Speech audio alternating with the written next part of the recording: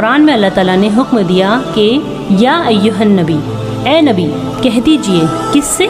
अपनी बीवियों से, अपनी बेटियों से और मोमिनों की औरतों से कि वो अपनी चादरें अपने ऊपर डाल लें ताकि पहचान ली जाए, यानी कि ये एक मोमिन औरत है, और ईज़ा ना दी जाए, यानी तकलीफ़ ना पहुंचाई जाए या छेड़ी ना जाए। यानी उम्मत की सबसे बेहतरीन औरतें कौन?